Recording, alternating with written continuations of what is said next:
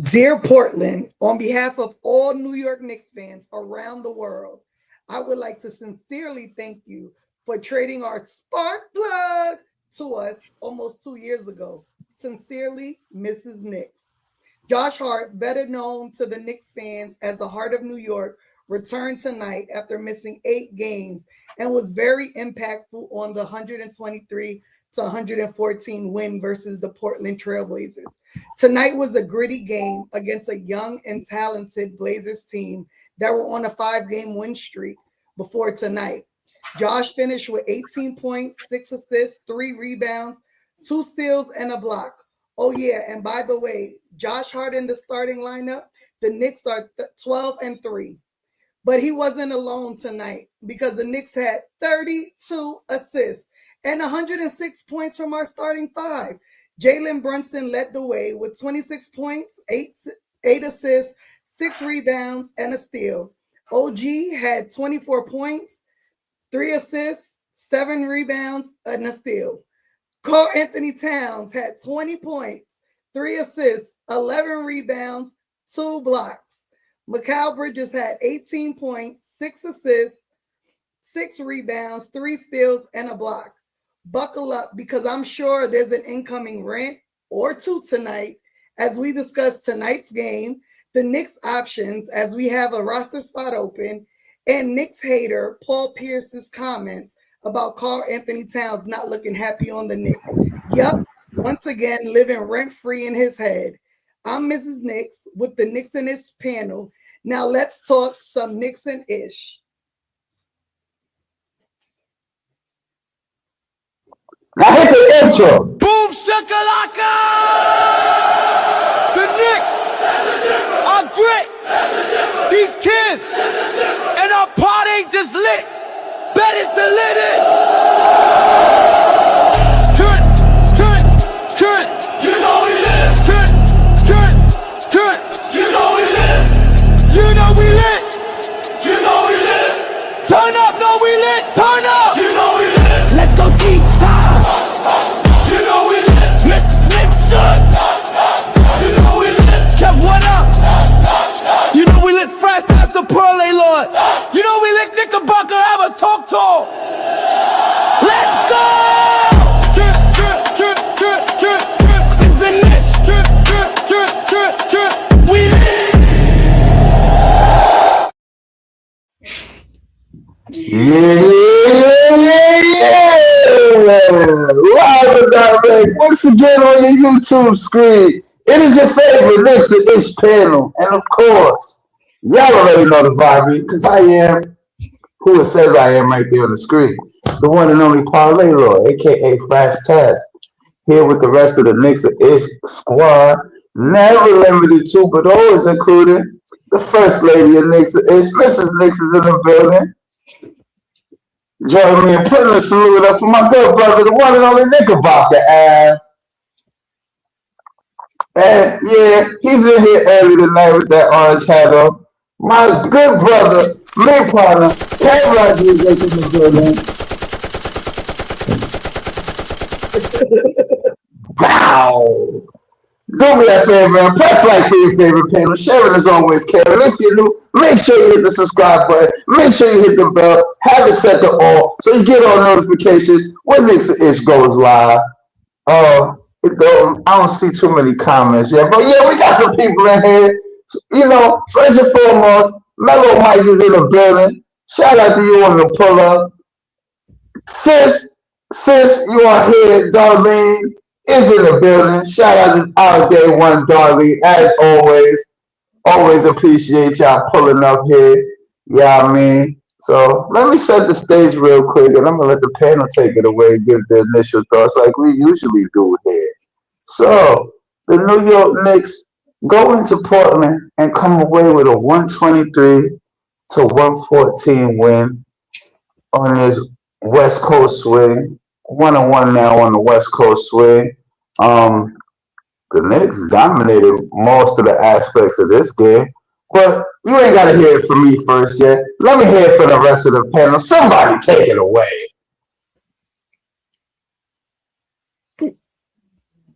Well, I guess I'll just lead off. The Knicks now tonight, didn't they look a whole lot more comfortable tonight with just a little bit of heart, little bit of that grit, a little bit of that passion.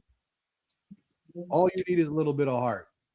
And ours just happened to be Josh Hart. Josh Hart tonight returned for the first time since Christmas Day. And he put up Josh Hart numbers. He does the Josh Hart things. Sis already ran down what the other guys did, but that 18 points, 6 assists, 3 rebounds, 2 steals, a block, and this is his first game back since Christmas. I mean, that, and look at that, almost a triple-double alert right there. Y'all forgot one stat for Josh Hart. The 3 3-pointers he made, man. Listen, the Knicks looked so much more comfortable tonight just because of having, the spark plug, the guy that, that sets the table for us. And Portland didn't have an answer. They just didn't. And that's saying a lot because Portland's been playing really good ball over the last 5-6 games. They've been in a lot of games. And I mean, just look at those numbers, 51% from the field. Still, shooting the, the 43s a night, which is, it is what it is. But that stat really drove me nuts. That one stat. For those of you who continuously talk that Jalen Brunson is, foul hunting, you're looking for the foul. That's just, I mean, when we talk about the refs and just, when the Knicks start to play physical and they're just not getting calls, we're not making this shit up. And it's not making excuses. It's right there in the pudding. But I mean, it was a gritty win against a good team. It's much needed. What up, Jeremy? And I'm ecstatic. I think that the course is being corrected as it's not corrected fully because we still have 2 more games on this West Coast trip. But I think that right now, the way it looks, the Knicks are starting to find themselves again, and it was much needed. For sure. I think you hit the nail right on the head, pause, when you talked about Josh. I mean, I better never, ever, ever see Josh's name on any damn trade machine. You're blasphemy! Blasphemous! Ever. Because his impact on this team and what he means and what he brings to this Knicks team was evident more than ever tonight. We saw how bad we struggled all these 8 games that he was out and how with just him being in the lineup, things turned around. You know what I mean? Just that easy. That tells you how important he is and what he brings to the team. I don't know how many times we saw fast breaks in transition, the same shit we've been talking about show after show that we've been missing in this run, in this run of games.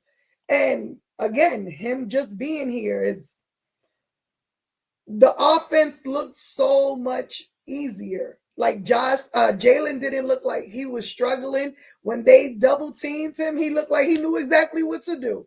Pass it to Josh. You know what I mean? Like, this is what I like. I will say this, going to that free throw, those free throws, that's some bullshit. That's some bullshit. The fact that Danny Avila, however you say his name, leads the league in free throw attempts. He had more free throw attempts than our entire team. That's insane. It's okay because we won, but had we not won, this would be a whole different discussion. We would be having a rant right now to start the show because that is outrageous.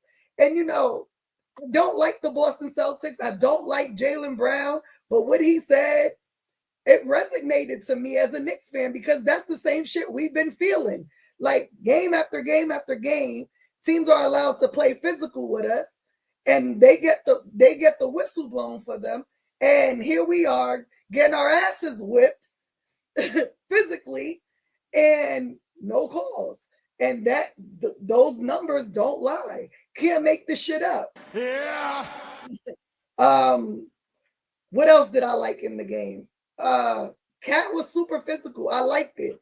I see he tweaked his knee. I hope he's okay, because I noticed after that he didn't really play much. So I definitely hope he's okay. But I like, his physicality today. That's what we need. That's absolutely what we need. I love that Deuce, although struggled early on, stayed with it. And hit huge threes for us in the second half and in the fourth quarter. And once the threes started raining in the fourth, it was just everybody hit a three. Everybody hit a three. OG hit a three. Deuce hit a three. JB hit a three. Josh hit a three. Everybody hits threes. So that was good to see. Something I didn't like was what we talked about. Whose minutes is Josh taking when he comes back? And whose minutes is not seeing Tyler at all tonight, not even for a minute, is absurd. It's absurd. He put in work. He's given us great games. And for him to get no minutes, this coach is really blowing my mind. I don't care win or lose. This coach he's driving me insane. Kev, anything you want to add? Yeah. Shout out to everybody in the chat. Mellow Mike, King Q, Big Sis Darlene, Jeremy's house. Salute to all of you guys for pulling up tonight on the show. Like, hit, share, subscribe. You already know the vibes. And super chats, y'all. Super chats. That's always a plus as well, if possible. If not, it's all good. But listen, I absolutely agree with both of y'all when it comes to Josh Hart. I mean, we've been saying it for since he's been out, that he's the engine, the motor that runs for this team. He's the Energizer Bunny. He's the Mr. Magneto. I always call him that because he's always somewhere around the ball, whether it's a rebound, whether it's a loose ball, whether it's a steal or something like that. Like, he does everything we need to win games. He does all that stuff. And you could tell in this game, like I felt like we was gonna win this game. Even though Portland, I think they was on a 5-game winning streak. They've been playing some really good basketball this year. Shout out to them. They got some good young talent over there. They was giving us some problems, but I really felt with Josh out there, I really felt like we really had this game won. Even though I think we went down a little bit, we came back and was able to keep the lead.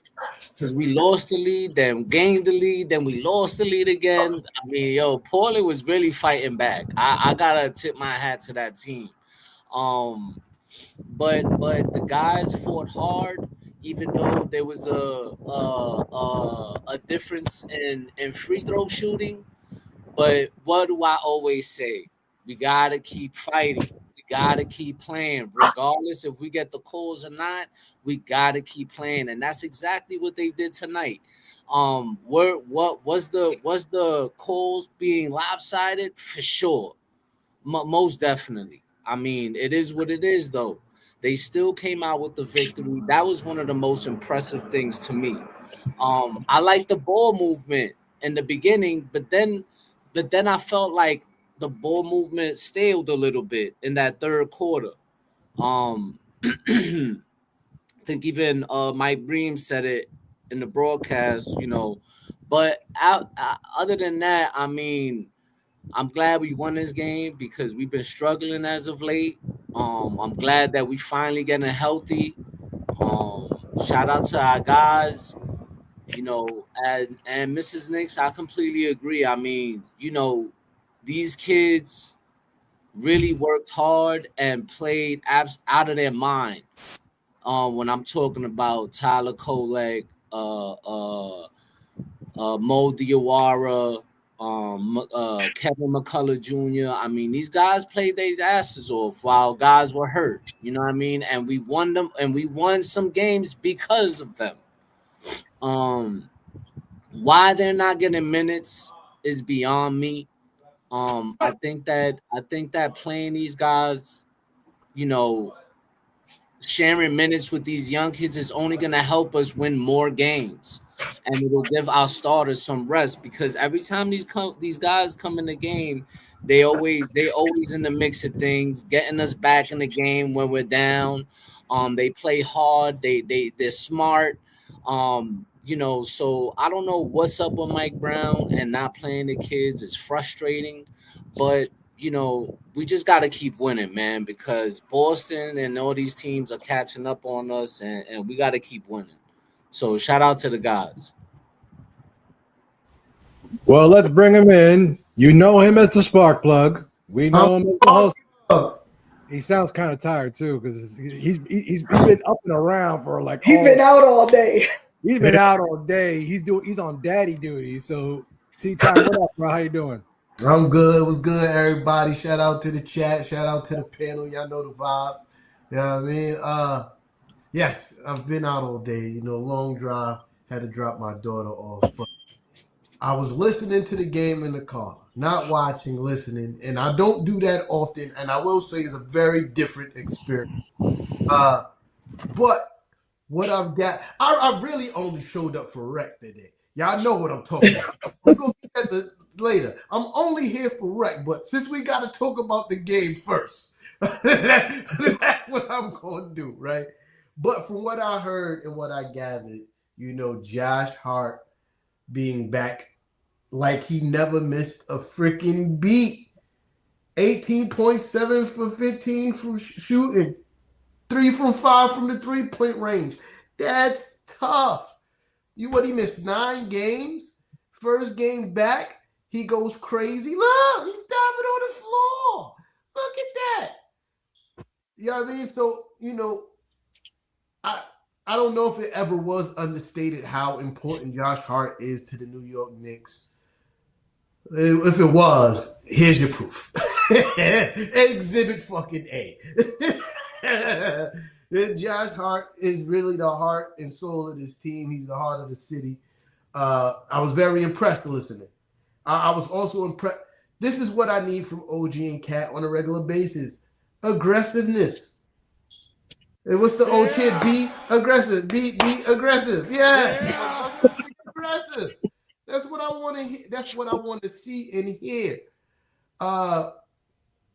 Because every time I turn around, I'm hearing OG Anunoby onto the basket. I'm like, these guys going crazy today.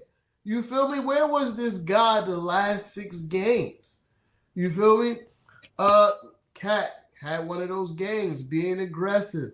You feel me? Like, and that, I think sometimes he be so focused on trying to do what Mike Brown is asking him and being the facilitator part of the offense instead of being like, yo, sometimes we need you to just go get a fucking bucket, bro. Go get a bucket. That's what you do. Go get a bucket. And I felt like, again, listening, he did that a lot tonight.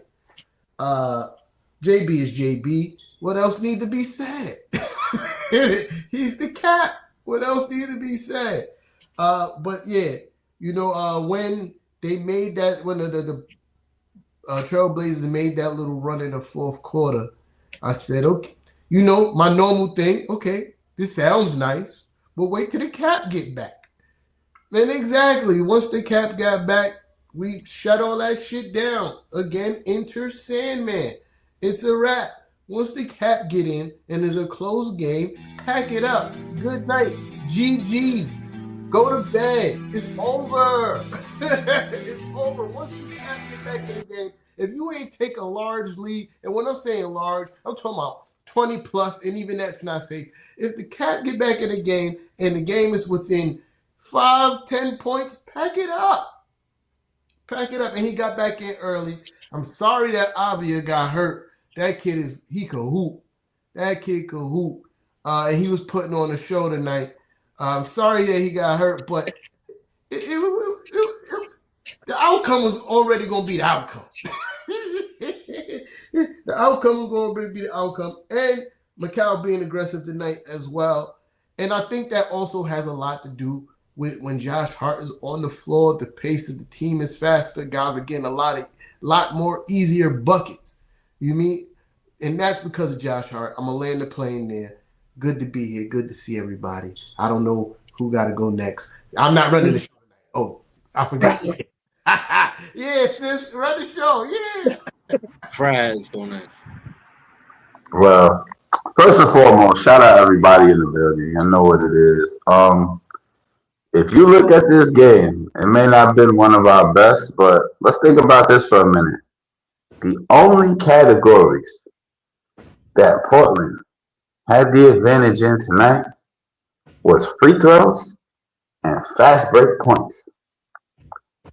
Every other team stat, including offensive rebounds, three-point shooting, turnovers, field goal percentage, 32 assists, blocks and steals, points off turnovers, and points in the paint, the Knicks led this game. It didn't look like it watching it, but the Knicks really did dominate for most of this game. And you got to tip your hat off to Portland, because I did say earlier in the season that Portland was one of them teams that's you got to watch out for. You know, they already beat the top teams. They beat the top team in the West earlier this season already in OKC. And they beat a couple other top teams in the Western Conference as well. You know, Avicii's a problem. I ain't even going to hold you. Me and Kev used to have so many discussions on this guy. Like, you only knew it was a matter of time before he became this breakout player. But again, number one, Portland, rule number one, never leave Josh Hart open at the three-point line. He gonna torch you. Whether you think he not, he gonna torch you from three. He gonna torch somebody from three. Yeah. So why y'all leaving him open like he not gonna shoot that? I'm just like, oh, Josh, you need to pull that. They're gonna leave you open. I know you're gonna hit a couple of those, so go ahead. You know? Yeah, exactly. So it goes to prove my point. It's like Josh Hart is one of them guys that comes in and makes immediate impact. Just like that. There's nothing else you could say about Josh Hart other than that for this game. JB doing JB things, you know, coming in, giving clutch baskets where needed. Deuce, you had a bit of an off night tonight, but that three-pointer you hit in the fourth quarter was clutch.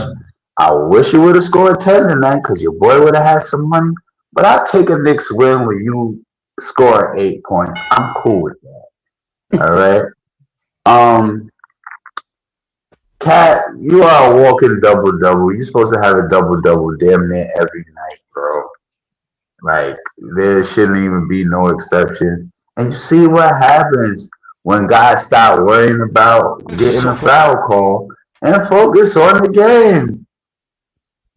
You know? And here, Cat, show him. Bah!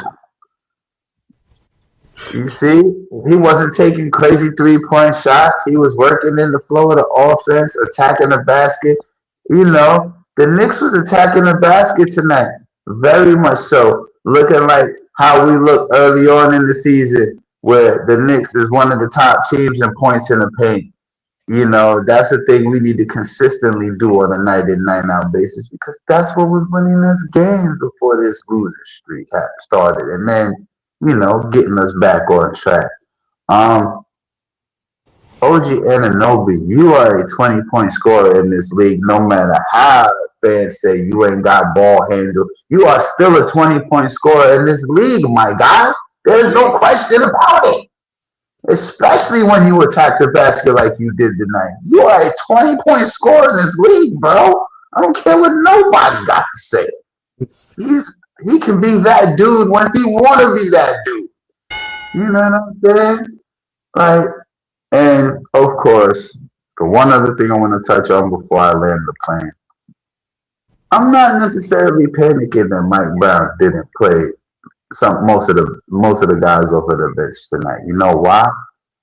I think that due to Portland having taller defenders on their team and guys that are very, very quick, especially in the transition, I think Mike Brown chose to play more of his known guys tonight.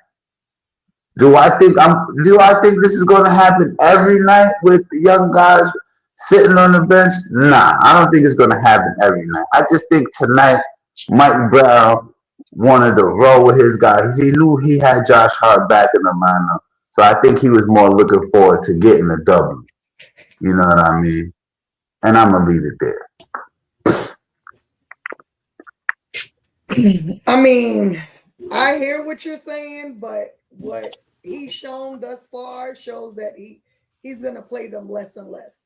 I think T-Time said it last show or the show before, and Kev may have said it. This is giving real Tom Thibodeau-ish. You know, having our guys play as many minutes as they have. I mean, 8-man rotation tonight. Huh? 8-man rotation tonight. Right. JB had 37 minutes. Well, yeah, 9 because Diawara did play a couple of minutes, but it's almost like not even worth mentioning. He had it was 4 minutes, bro. 2 minutes. He had 2 minutes. It was 4 minutes. That's 3 on mine. Rotation spot. I'm just saying. That's going to be the defense for Mike Brown in comparison to what Thibodeau did, because Thibodeau wouldn't even let him sniff the floor. They were like, no, why are you even dressing, man? For real.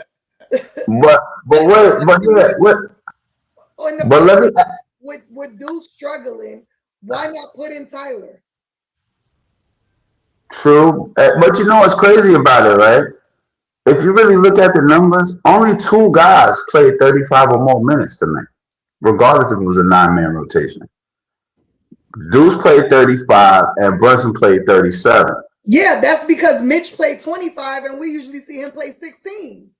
Yeah, and I know why that is too, because of Donovan Clingan. I know why. Donovan Clingan. You know? Because Donovan Clingan was playing, so he wanted Mitch to be on the floor for Donovan Clingan. Like, them two was going at it in the rebounds. And that was a good thing to see on the court. You know what I'm saying? Like, it was a real tussle for the rebounds with them 2 guys. Like, it was, you know what I mean? It makes for good basketball. 10 offensive rebounds between the 2 of them. Mitch got 6, he got 4. So yeah, they were battling. They were going at it. They definitely was. Yeah, I mean, the battle of the big men.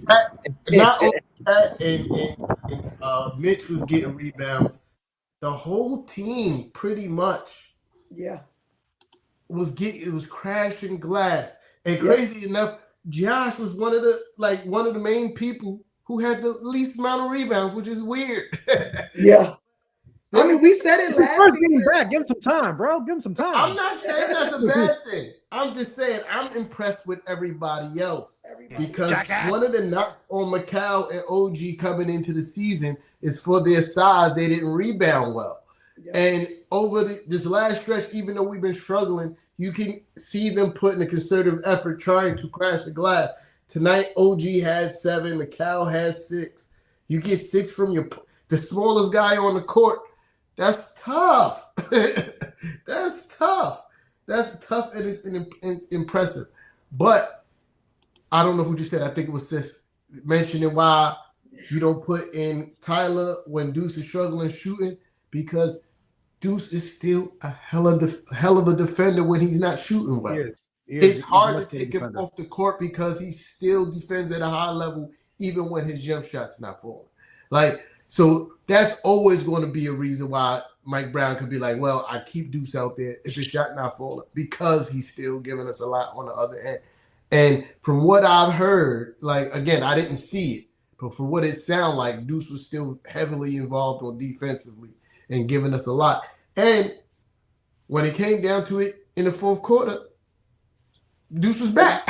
He was back just like that. It was. To me, I guess my concern is this. If we go back to not playing the young guys, and God forbid someone else goes down and we then need them, do we go back to this struggle mode again? You know what I mean? Instead of just them already being in the flow, people already being comfortable playing with them, and they just, step right in. Well, you know what I mean? Like, that's the thing. Every NBA team plays a 9 to 10 man rotation. Just this is across the league. Nobody plays 12, 13 guys anymore. So the fact that that they're not playing as many minutes is kind of SOP. It's standard operating procedure for most NBA teams and most NBA coaches. However, when they are playing well, and they are contributing to victories, and guys are struggling, why not give them? So this is where I kind of side with Sis on that one, where it's like, why aren't you playing Tyler? Why aren't you playing Kevin McCullough? If you see that both Jordan Clarkson and Miles McBride are just not, they're just not hitting shots. Now, in tea times, bring us to the point. Deuce is a better defender. That is given. Jordan Clarkson, he's actually stepped up his defensive game a little bit over the season. So that makes a little bit of sense as well. And Jordan Clarkson can shoot himself into or out of a funk, at a drop of a dime. So I can understand why you would give him those minutes, but when they're not, I mean, come on, look at his box score. 13 minutes, only 3 points on 1 for 6 shooting. I think that Tyler could have done the same, if not a little better. And it's kind of tough watching because you see a lot of teams out there playing their young guys, like Detroit, Miami, Orlando. A lot of these teams, they play their young guys, and you see them guys developing.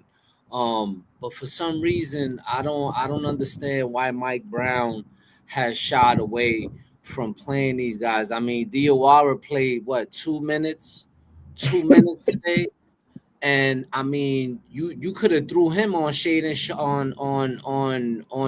Sharp, who was giving us a problem. There's a tall guy, and who Diawara could probably match, whatever he brings, because he was killing us today. A guy like McCullough, who defensively is a solid player too. You could have threw him out there and gave Josh some rest. I mean, it was only his first game back. And I love what Josh did today. Don't get me wrong, but the least thing we need is for Josh to get hurt as soon as he gets back. You know what I mean? So I just want to break that trend, right, of our team, and specifically the Knicks, because I feel like we do it a lot when we don't develop our young guys, especially Tyler, McCullough, Diawara. Like, we need to develop our young guys just a little bit more, man, because even in that cup, all three, especially Tyler, like, he was a big part of why we won that NBA Cup. I know it don't mean much to people, but listen, it's in the books. You know what I mean? He was a big part. Like, Jalen Brunson said it himself. You know what I mean? So I don't know. I don't know what Mike Brown's gonna do, but I really think that he should start, thinking about giving these guys more minutes, man, because we could be, really explosive if we give them consistent minutes. So in the same respect, though, Portland only went 9 deep. I mean, they only went 9 deep as well. And and they're decimated by injury, so it's not like they couldn't play guys. If you look at their box, Jeremy Grant's out for Chris Murray's out. Reith didn't play at all. Hansen didn't play at all.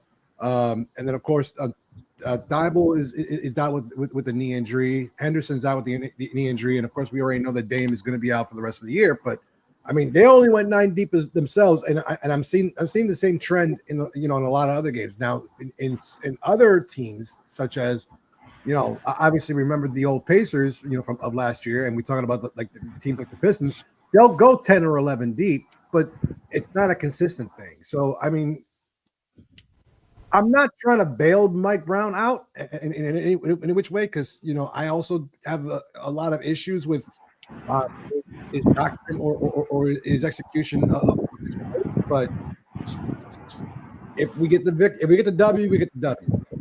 No, yeah, of course. But we also seen him play 12 guys one time this year. So all right. So Kev named a few teams that play they're young guys. Those teams are young. The whole team is young. Those teams that you named, Detroit is a very young team. Orlando, very young team. You named some other team I can't remember, but I know those two for sure are very young teams. And again, I agree that the young guys should get some PT. I'm not that guy, right? But I also understand the expectations and where we're going is different than Detroit is playing really well and they're playing a lot of young guys because that team is young. Our team is a little bit older. You got guys on the cusp of 30.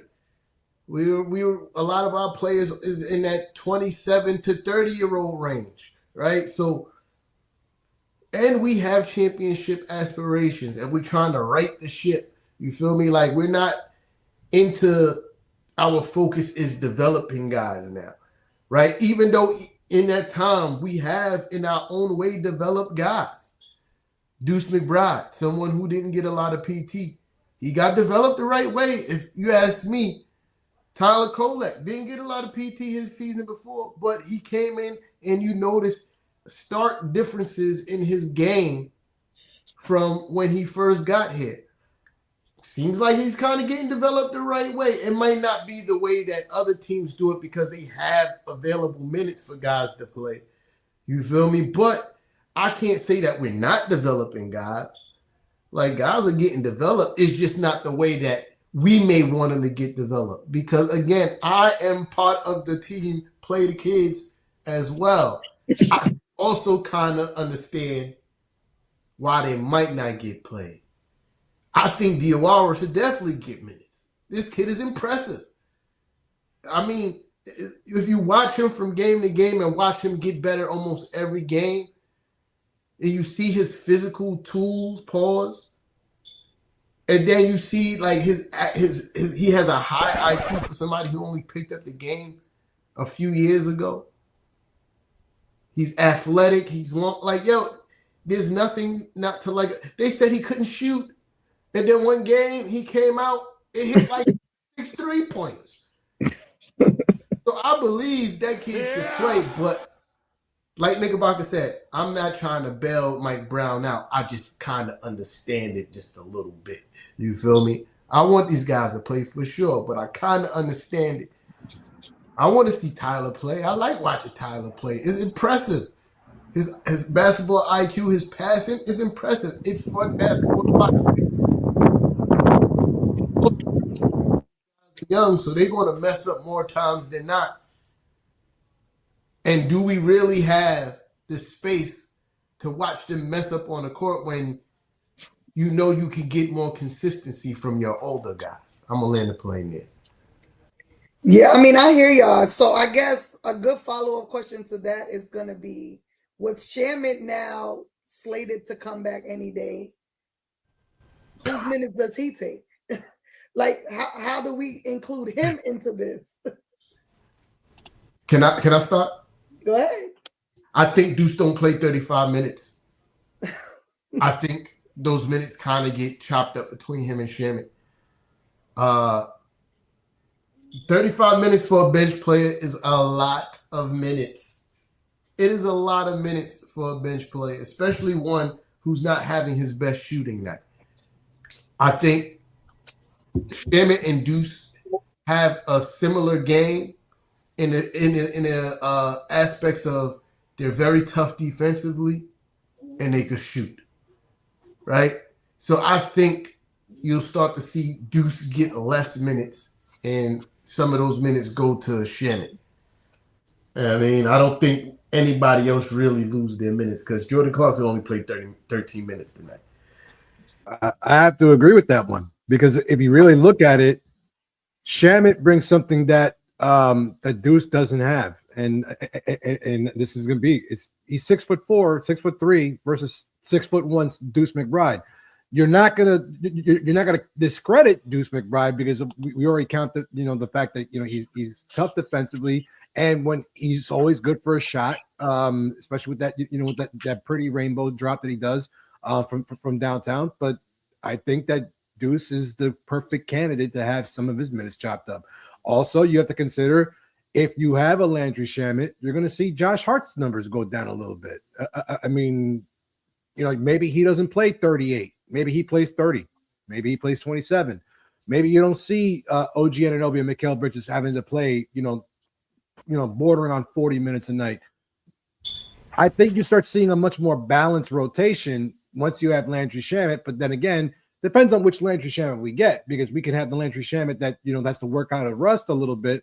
I think somebody mentioned it in the comments a little while ago. And by the way, if you guys want us to talk about something, hit us up with the super chat and we will talk about it immediately. We will drop what we're doing and talk about it. Hit us up with the super chat. But I think that, you'll start seeing a much more balanced rotation where our starters are not pushing 40 minutes. They start getting down to the 31, 32 minute mark. And so will Deuce McBride's. So I think that's how you do it. Logically, that's how you would do it. But again, that's not necessarily. Logic doesn't always dictate. Sometimes it's all based on emotion and feeling. So it also probably depends on the matchup. Kevin Fraz. Go ahead, Fraz. I mean, they're pretty much right on with this one. Usually Deuce and Shaman are the first two guys off of the bench when they're both healthy. Those are the first two guys that come in off of the bench. Why? Because again, they just told you they similar style, similar role. I think when Shaman comes back, even some of Tyler minutes gonna go down, some of the starter minutes is gonna go down because at the end of the day, minutes. He's not getting them. Right, Tyler. Yeah. He's played in some of these games. Didn't he have 10 minutes against Phoenix?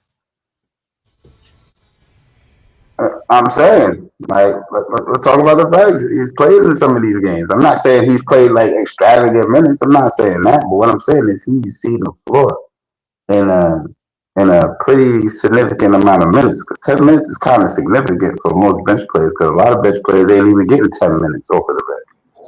You know what I'm saying? So, but honestly, I think it's gonna go back to them guys that bring the energy off of the bench. To me, that's one of the main reasons why Sherman usually is one of the first guys off of the bench.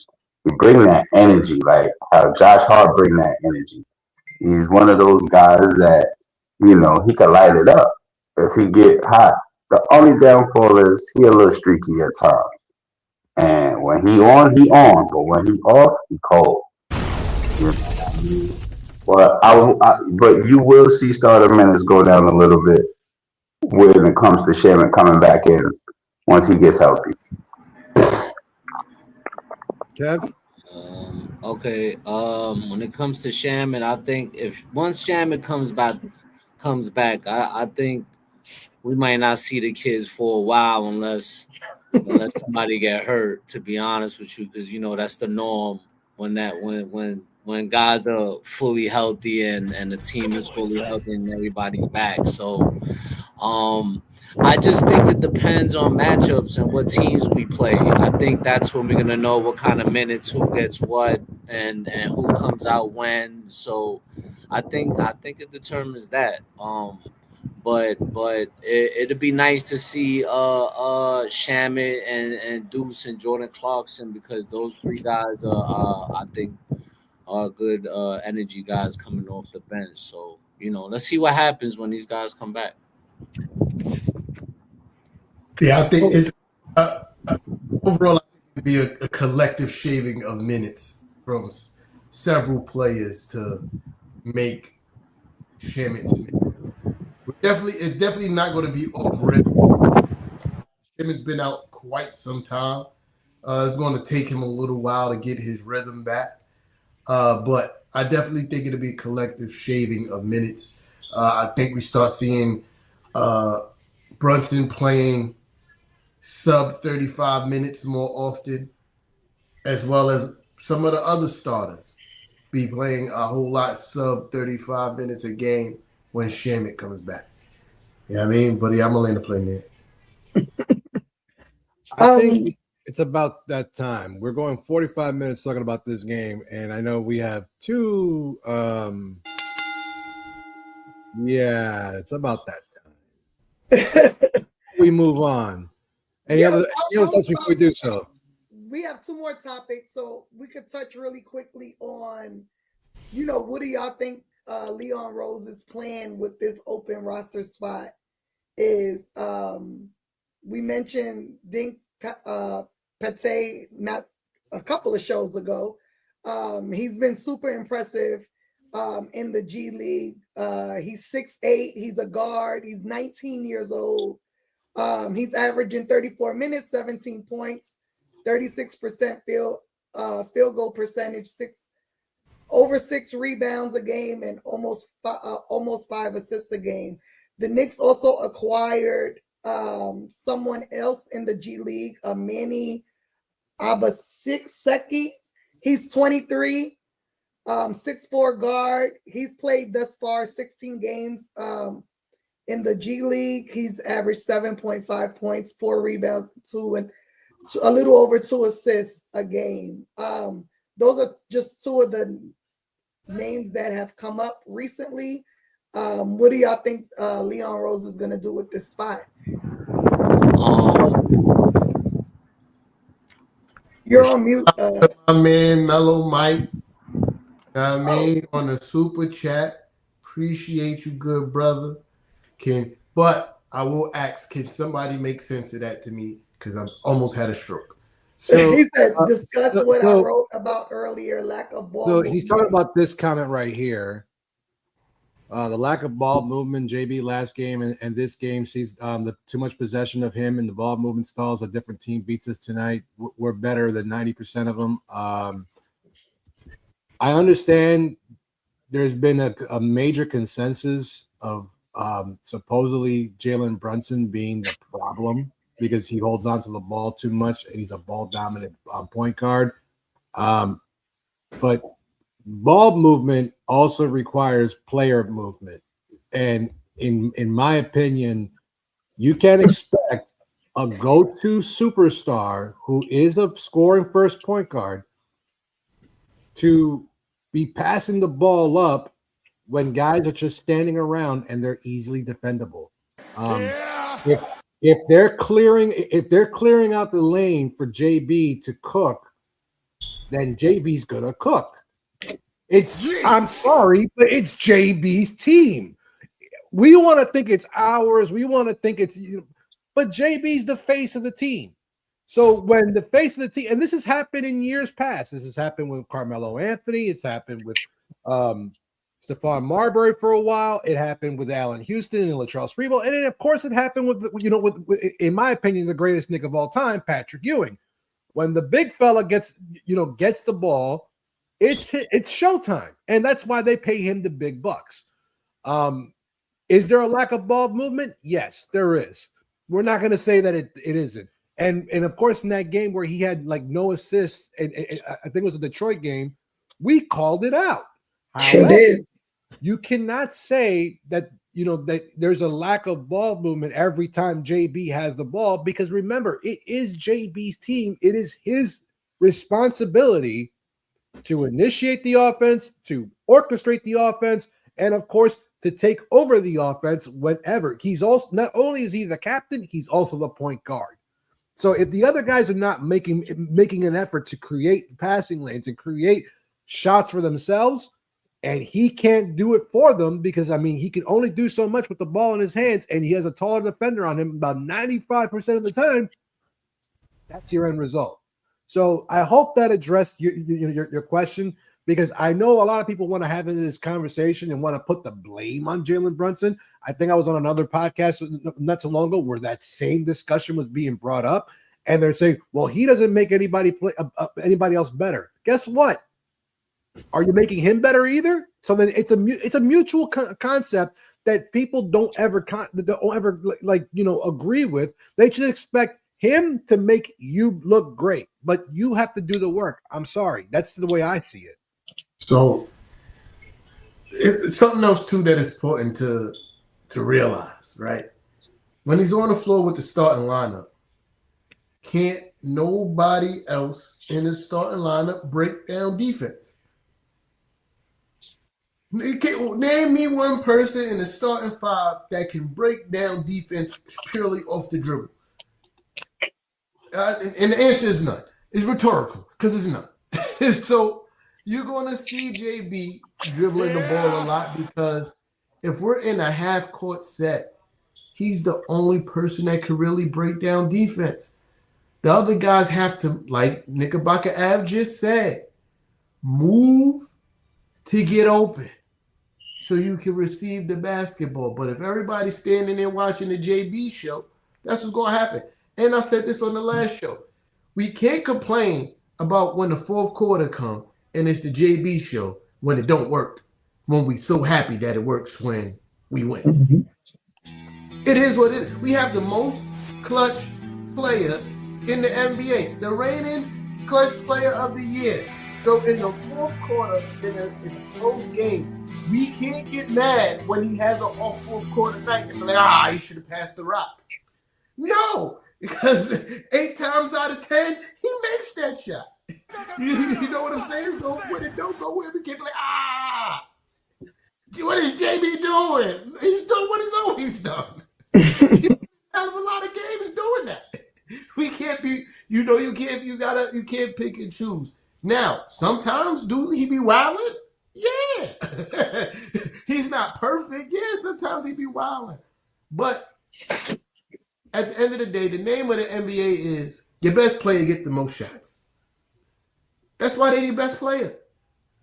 That's why they get the big bucks. That's why they get paid. Yeah, facts, the big bucks. You know what I mean? But a night like tonight, from what I heard, how many? 8. He had 8 assists. We had 32 as a team. Mm-hmm. What it sounded like was a lot of transition, a lot of easy baskets, and players were moving. Yep. Then the ball moves. It's that simple. We get in the early offense when guys are cutting, and I heard JB making some dimes too. I couldn't see it, but it sounded like spectacular passes. You know, my guy McBride, he might have been gassing, but I was here, JB, what a pass. I was like, okay. You feel me? But it's a difference in that losing streak. I felt like we was doing too much standing. I'm sorry, I was super long-winded. My bad. No, I think that's exactly what it is. I mean, we know what we have in Jalen Brunson. We know he's not a pass-first point guard. We know this already. You know what I mean? Now, him having 0 assists, unacceptable. We addressed that here on this show. But like Knickerbocker and T-Time said, it's all about guys moving. You know, last game, I would hope that's not the play Mike Brown drew up, but of course the ball is going to be in JB's hands, but everybody just stood there. Everybody just stood there. And that's not helpful. That's not helpful for the team. That's not helpful for JB, because then it's easy for defenders to double and triple team him. You know what I mean? The guys need to continuously move, cut to the basket, you know, make the offense easy. It's not that hard. We have so many threats that if all the pieces are moving, defenders are not going to be able to double and triple team anybody on the team. You know what I mean? We have to play smart basketball, make the game easy for us again. Exactly what we saw in December. Why we took a step back to October, I don't know. But we saw it in December, and we need to get back to that. And that's on everybody else. And I think that's why Tyler was so important, because Tyler was the one kind of running the offense. JB playing off the ball and made it a whole lot easier. So we need someone else to step into that place if we want to see, constant movement with this team. Oh, shout out to the Brody BJ in the building. What's good, my guy? Was good, Brody. You know what I mean? Calf Rash, y'all want to add into that, or can we get back to a Dink?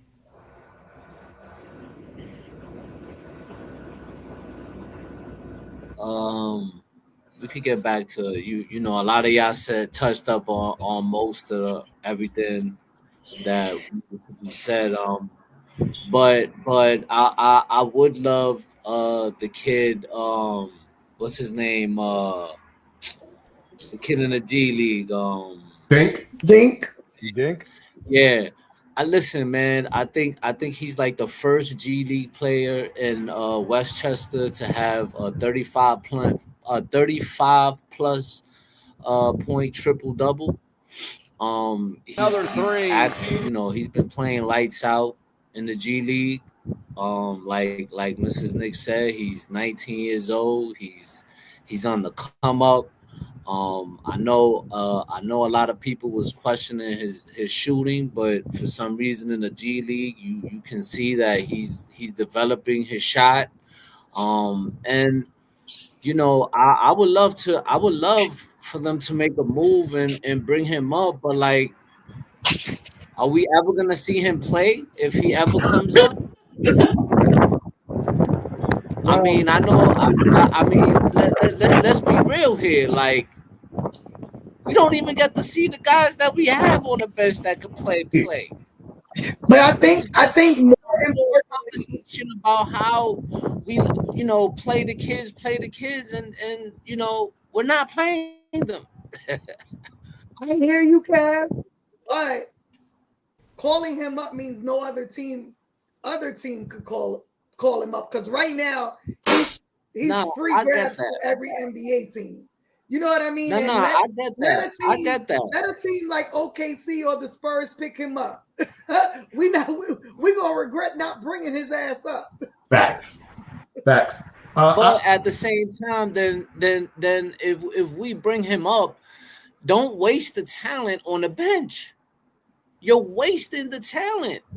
I still think. You know what I'm saying? Like, it don't make sense. I still think there's still some development that needs to happen. Mm-hmm. Remember, Deuce was in the G League smoking those guys. You feel me? Every time he was sent down to the G League, it was a 35 plus every game. But when he came up, he had some good games, but you also saw that it was still a lot of development that needed to happen with Deuce. So I agree with Sis. Call him up just so nobody else would call him up and still continue to develop him. Because moving forward, regardless. Okay. I read that. I did too. Spell check, my guy. Spell check. But I think it's still some development to be done. So if we call him up or get him a two-way, he's ours, and you can keep developing him in the G League, keep bringing him up so he can see what it takes to be a pro and work with some of the pros on the team, right? And then hopefully we, sign him to a regular contract at some point, because in the future, we're going to need young players like him who's super talented that are on team favorable contracts, because we're only going to get, regardless what happened this season, decisions will have to be made in the next 2 or 3 years, right? Mm-hmm. We need players like Dink that's super talented, that we developed on the hush-hush, you feel me, that comes in and have a big impact. So I think it'll be prudent of the Knicks to give him a two-way Yeah, I mean, and just keep develop him in the G League, call him up to chill and practice with the pros, and then down to the G League and things of that nature. Look what for Deuce. That's all I'm gonna say about that. Land the plane. No, and I agree. Y'all know that's been my guy that I've been, rooting for to come up since preseason. And I think the upside to him is not only talented, he's 6'8". The one thing we're lacking in the guard position, height, he has it. And so, just think about it. A 6'8" guard learning from an unstoppable 6'1" point guard in JB. That could look scary. We've seen, Tyler pick up JB game. We've seen Deuce pick up JB game. Both of them are small. Pause. A 6'8" guard doing what JB does, learning from him. You have to think about our future. And so you absolutely call him up to stop any other team from taking him from us. I think we all forgetting about one Moses Brown, who we used to have in the G League, who we let Dallas basically pick him up and keep him in their organization. He could have been something for us then. It's a similar situation now. You want to let another team use Dink Pate? Nah, I don't. I'll tell you that right now. Bring him up. You got the roster spot open. Let's see what this kid can do, and let's see what we can improve in this kid and work towards getting him on the team. Because I think he's gonna be useful, very useful. Who was it when we got him? They was like, "Yo, watch his." Because he's from Dallas. Oh. Yeah, I can't remember who, but I just remember the sentiment like, yo, watch his highlights. Yeah, because Frank put me on to him because he signed to Shaq's sneaker company. He signed to Reebok. So, Shaq got the show about, him recruiting and got, young players for sneaker contracts. So that's how I was able to see him on TV. But out here in Dallas, or Knicks fans out here in Dallas always talk so highly of him and how skilled he is. And when you go back and look at highlights, you're like, yeah, this kid, he's only 19 years old. Like, he has a lot left to learn, and just his skill set alone already, once developed, is going to be, his ceiling is high. Again, he's 6'8". He's only 19 years old. He's one of those guys that he's too good for the G League. He's just not good enough to crack a rotation. Like, he's good enough to make a pro team, but maybe not good enough to hit, to crack the rotation. Because on one hand, we're praising him for his skill set, for his shooting ability, and how he can, and how hungry he is as terms of a playmaker and as an offensive threat. But he does lack a lot of the fundamentals in terms of footwork, in terms of floor spacing, of court awareness, and that shows up on the defensive end, and that explains a little bit of the reason why he's not here yet. Because I have been paying attention to him. I mean, once Sis told me about him, when was it? In G League? No, not G League, Summer League. Yeah. He told me about him in Summer League, and I'm like, because first of all, the name Dink Pate, I mean, that's gonna draw attention. And then when I started to pay attention to him, and I started to see, what intangibles he does bring to the game. Offensively, he's pretty gifted, but he's kind of like a little bit like a Jordan Clarkson kind of guy, where he has, he can shoot himself into and out of a slump immediately. But defensively, he lacks a lot. He lacks footwork, and he lacks, a lot of that, internal discipline that you need on the defensive end for you to be, to crack the pro league. But the fact that we just mentioned it just now, that the fact that if we don't bring him up, somebody else can. Well, no one has yet. That doesn't mean it won't change once the February trade deadline, comes and goes. But the fact that he's still here, makes it great. However, if we just bring him up for him to dress in a Knicks jersey, I mean, then at that point, what would be the point? You know what I'm saying? It's like, what's the point? Last thing I want to say about it is he's only 19.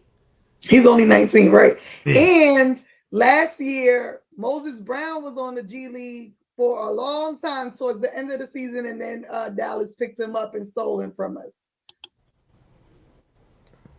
But look at where our roster was at that point. So in essence, it made sense, and it didn't make sense, for a lot of ways. But I mean, congrats to him. Yeah. Does anyone know about the other guy? I don't know too much about him. I pulled up some highlights. I know Fraz mentioned him earlier. Fraz, you know anything about him? Hey, who's the other guy? The Manny Obaseki. He's a decent scorer. From what I understand, he got good handles, decent scorer. One of the things I noticed about him, he knows how to attack the basket very well. I mean, like, this guy is like, when he gets downhill, he's relentless. And I mean relentless. Like, he can be one of those guys that sets the tone when it comes to points in the paint. And he has moves. Like, he has quite a few moves to attack the basket with. So you're getting a guy who is a pretty good slasher, and his mid-range is very good too. I like his mid-range. He has very good mid-range. How tall is he? He's 6'4". Yeah, I was about to say. He didn't look like it at all. He looks short. He plays like he's taller, and that's the thing about him. He plays like he's 6'7". Like, he plays like he's a taller guy. You know what I mean? But when he gets downhill, he can be effective. Like, that kid is gonna be something, man. Like, he could definitely drive to the basket. Like, just based on those highlights alone, I'm just gonna say that nigga fast. Bro, he got some speed, bro. I ain't gonna lie to you. That first step is fucking wicked. Like, he had boy on skates, like, just when he jerked that move, and I was like, it's a wrap. And he has multiple dribble moves. Yeah, that's what makes him effective. I definitely noticed his finishing, but he did some tough finishing. You feel me? And that was impressive. And he finishes in traffic. That's the key. That's one of the things that we miss over here in Knicks camp. Finisher in traffic. Like, all right. Yeah. Okay, you got anything on this one? Did he free? Oh. Nah, he didn't. There he is. I did. I think he started the topic. Yeah, I think he's frozen. Yeah, I already started it off. Nah, he went ahead of me. Yeah, he went ahead of me. Yeah. Started it off. Okay. Well, I guess we can move on. So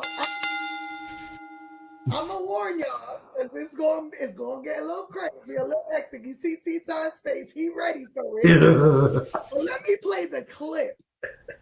Like I mentioned in the intro, the Knicks live rent free in a couple of guys in the league or former players' heads.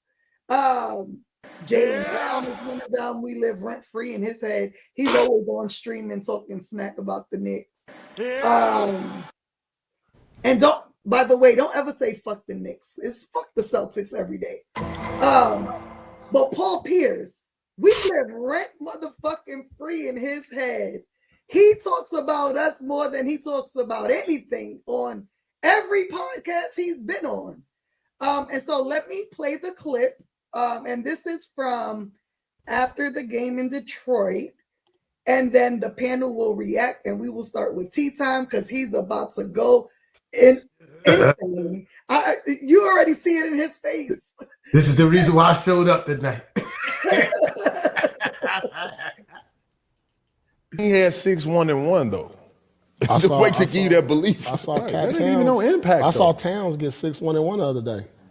Okay, let's start, Nate. Go ahead, Nate. Get into it. Let's get into it, Nate. He on some bullshit. In 23 minutes. Here you go. Let's go. Let's get it. I'm thinking I can do that. Stop. We was just asking about New York. Right, was bro, he cool? right. New York? I just saw that in You can't 23 have minutes. a bad game. I'm saying I don't think he happy there because he too talented.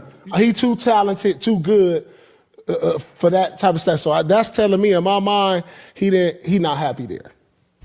He looked like he ain't messing with the offense. He need fresh air already. He need fresh air.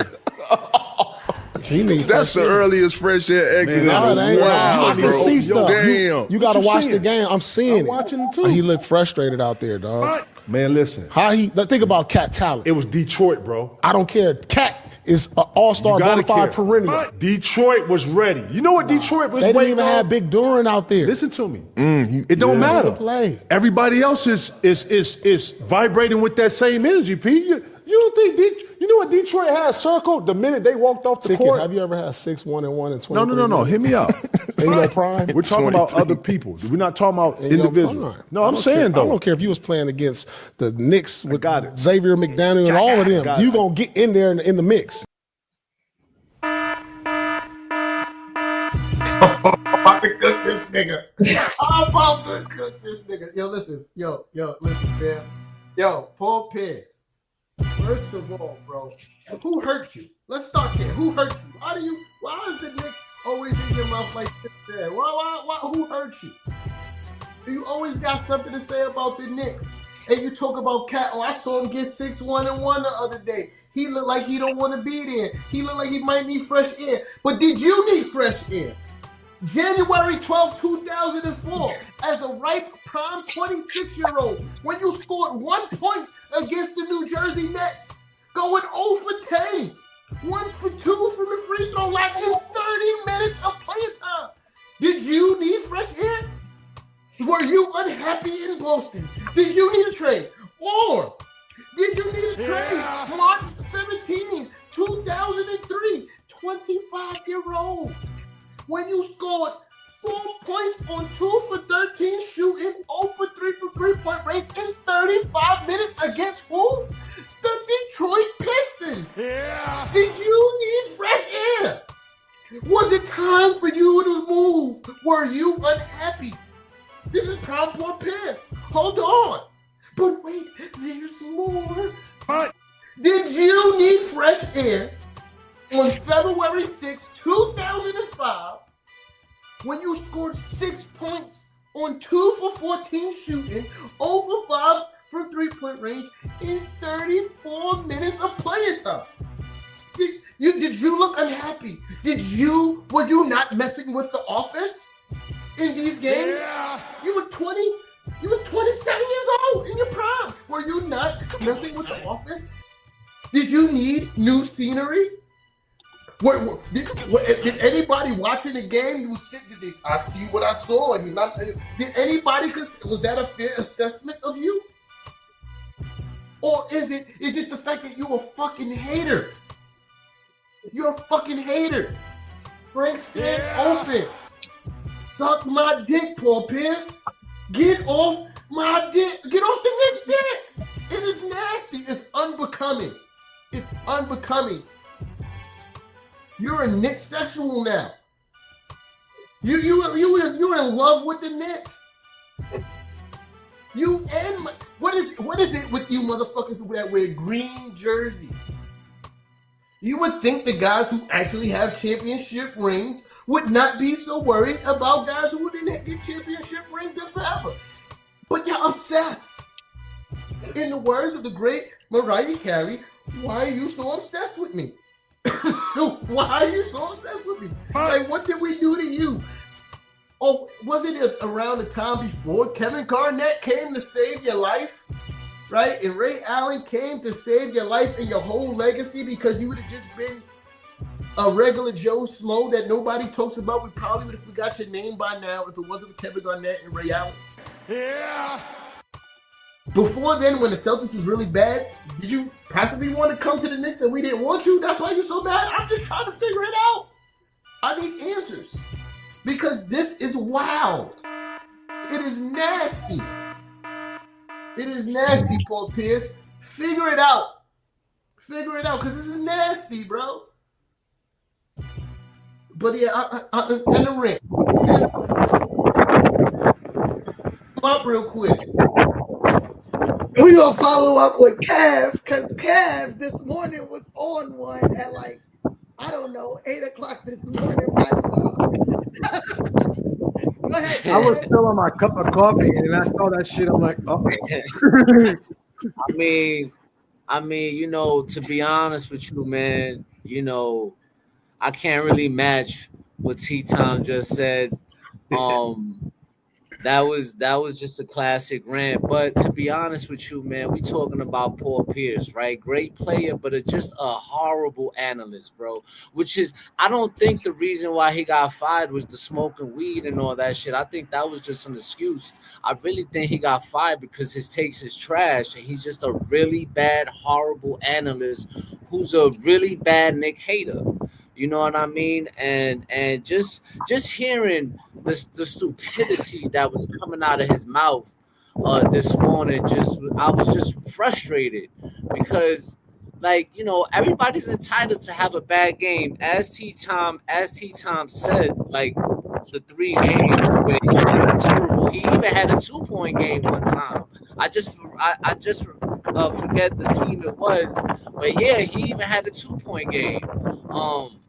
But yeah, man, like, fuck Paul Pierce. When we beat Boston in the playoffs again, this time I want you to walk on your knees. All right? I want you to walk from Boston to New York on your knees. Fuck walking barefoot. I want you to do it on your knees, bro, because that's real punishment for all the hate that you have for the New York Knicks. I really want to know what Knick fan, because it had to be a Knick fan. It wasn't a player or anything. It had to be a Knick fan that he encountered at some point in his life, whether it was in Oakland or whether he was in college or Boston, or maybe when he was traded to Brooklyn and he lived here for for about a year and change. But what Knick fan embarrassed the fuck out of him, pulled his punk card, and basically pulled his skirt up and said, "Yo, you a bitch. You whack, son. The only reason you're relevant is because KG saved your ass." Like teacher said, the only reason anybody mentions you in any conversation is because you got our fucking dick in your motherfucking mouth. I'm just fucking tired of this nigga, dog. I mean, the only reason that podcast has any circulation is because of Kevin Garnett. Because Kevin Garnett, at least, yeah, he hates us too, but at least he keeps it at 100. This dude, he didn't get kicked out. He didn't get fired because of smoking weed, because this nigga's smoking crack. He's out there sucking dick to beat his crack habit, bro. I'm fucking tired of this dude, for real. Like, who broke your heart? Who broke your heart, man? Because every other day, this dude has something negative to say about New York, the Knicks, the fans, whatever. Are we annoying? Yes. We have a right to be, because we're New Yorkers. That's kind of how it is. That's the law of the land. But man, go ahead. Keep us giving us ammunition, because we're just gonna keep on cooking your ass up. Because the Frank stand is open for you 24/7, 365. You ain't gotta go to Great Papaya. Just come to Nixon-ish and we will cook you. Yeah. I mean, one ring having ass. He subconsciously wore orange and blue on the podcast one time. Heart lies, Brody. We know you love us. Go ahead, sis. I'm sorry. Yeah, I mean, I have nothing to say. I will just post this.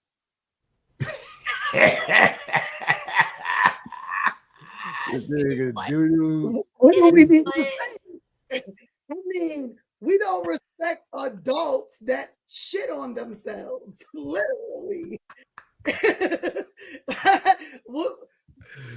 Oh, is that the game where he faked the injury and had to be carried? The injury. So he's gonna take a shit. Yes. Exactly. So, like, I don't understand why he hates us so much, other than he was a Celtic. But keep bringing it. Keep bringing it. Because all you're doing is giving us ammunition, and I love it. But I don't respect dudes like you, because you're a basketball player that just won't keep it 100. Cat had a bad game. It was terrible to watch as a fan. But you can't beat Cat in a game of basketball right now. Boo-boo man. Cat gonna have you really shitting on yourself, like diarrhea. Because Cat gonna cook your ass. But yeah, I mean, to me, he's annoying as fuck to watch.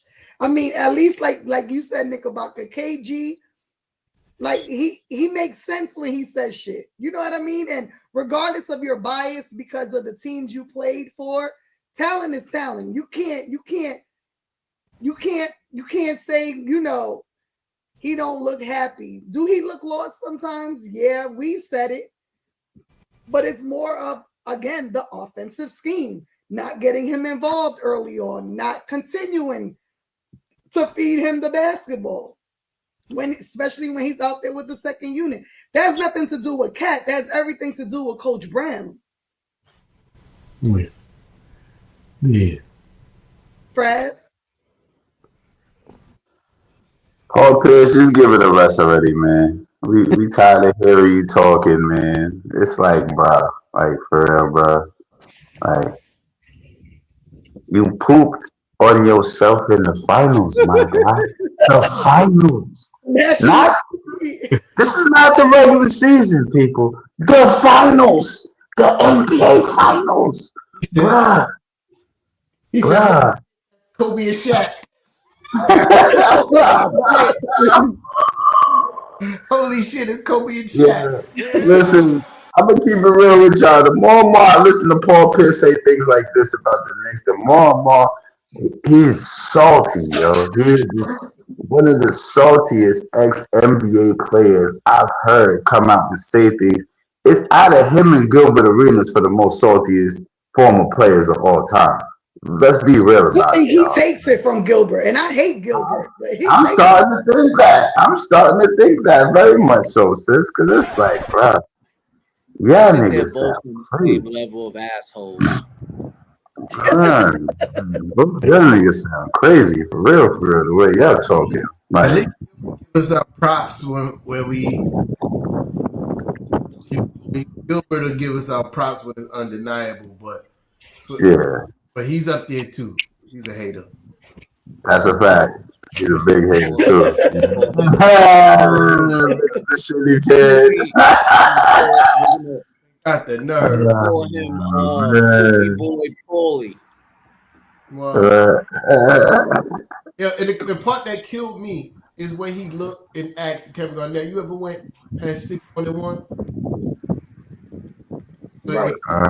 I'm like, wait a minute. If memory serves me correctly, had to go get my research on. Nigga, you got multiple games with less than. Exactly. He has multiple. And he was on another against the Knicks in Madison Square Garden when the Knicks were bad.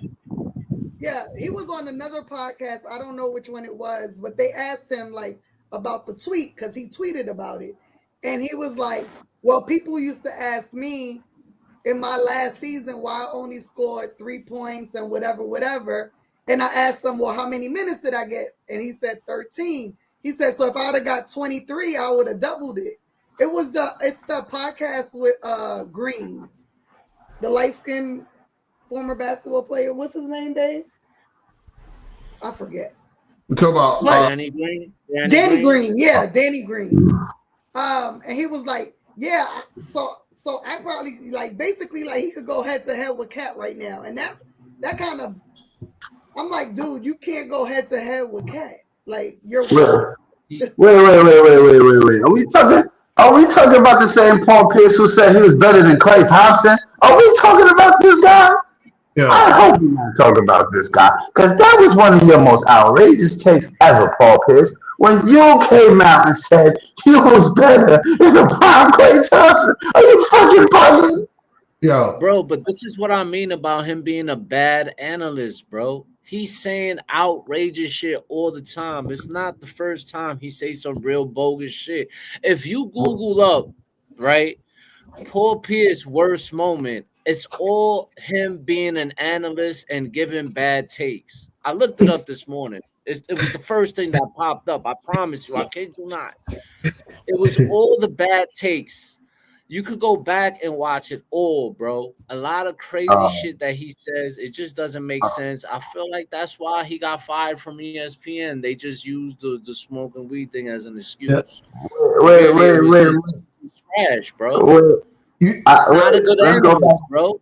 Let's go back to 2019 real quick. When Paul Pierce said the Bucks were done against Boston and they proceeded to gentleman sweep Boston after he talked shit about them losing game one. Let's be real, people. Yo. This is what I'm saying, bro. This is the same Paul Pierce that Kevin Garnett had to tell. I forgot when it was, but he said, yeah, I could go out there and get 10 or something like that. And Kevin Garnett was like, nah, you talking about right now? Right now. He's like, yeah. He's like, nah, chill, Pete. You ain't got that. Fuck out of here. You just chatting.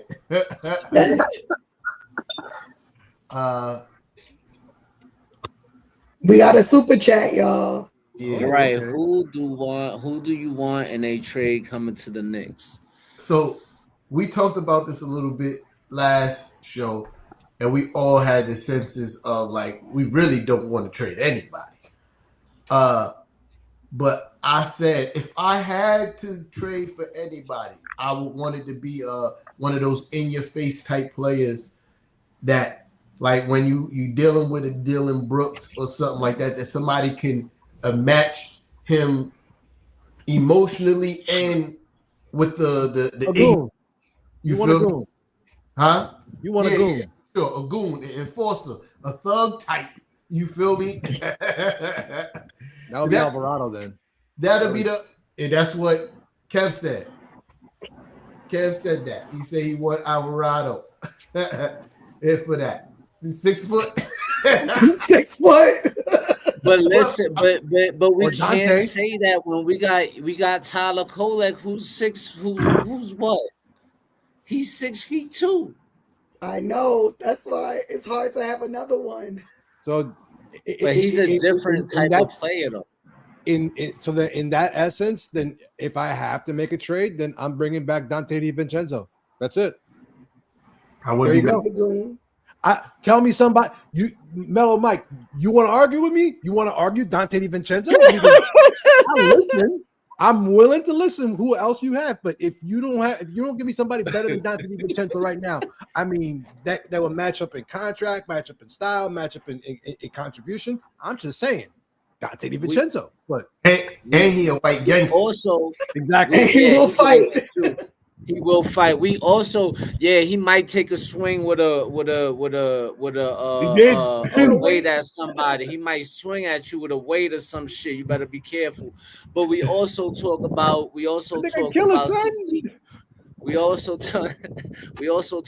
Sadiq Bey. We also said something about giving up Yabusele and Pakum Dadi and some second round picks for Sadiq Bey. We even putting up I think it was Av, if I'm correct, or Fraz. It was or one of you. I don't remember. I think it was Av. The trade machine. I was putting the trade machine. Was it you, Fraz? Nah, I was putting up the trade machine, I believe. He put up the trade machine. We did the trade and it was accepted. So those are a few guys that we spoke about. Alvarado and Sadiq Bey, and then Av just mentioned Dante. Dante, wouldn't be a bad pickup. You saw what kind of success he had here in New York. Under Coach Tibbs, he literally started off the bench and then took Grimes' job at the starting lineup. And I mean, we could actually give up that fucking wizard pick now if we wanted to get Dante, because this shit ain't gonna be worth nothing for us. Maybe 2 early second round picks, but you know, I Yeah, I don't think know. We might have to give up somebody else though, because I don't know if Jabu and somebody else, because we got to match that 11.5 million that's owed to Dante or something when we match Yeah, contract. Yeah. Can I throw a name out there real quick? absolutely. All right, I want to throw a name out there real quick that I've been seeing pop up in a lot of talks recently. I'm not saying all the stories is true, but I've seen this name pop up a lot, and I want to ask the panel this real quick. What are y'all thoughts on Cam Whitmore coming over to the New York Knicks? Eh, I seen that. eh, I seen that. I eh, seen that. eh. He's young too. He's young. He's young. You know, This guy athletic. is 6'6", 230. Yeah. he's Yeah. 21 years old from I mean, He's Villanova. 21. He's young. that You Nova know, connection is Nova nice. boy. Nova He's a boy. noble boy, right? Maybe with the right team around him, with the right leadership around him, guys like Jalen Brunson, guys like Josh Hart, maybe it could spark something in the kid. Let I me couldn't let me tell you a mention lot this. about him. Go ahead. Looking cat. So he's out with a blood clot in his shoulder, so that ain't gonna happen. That type of trade. That's what I heard. Yeah, a blood clot injury. He probably gonna be out the rest of the season, to be honest. Because might I be. don't think no team is gonna That's clear him. That's with almost that. like damn near retirement. It's almost a death sentence whenever I hear blood clot. It's just like it's Also, almost like that's Because I crazy. know, like, I've had blood clots before, and thank God I made it through. But that's a 6-month process of blood thinners and all that stuff. So he's out at least 6 months. Didn't Wemby have that last year?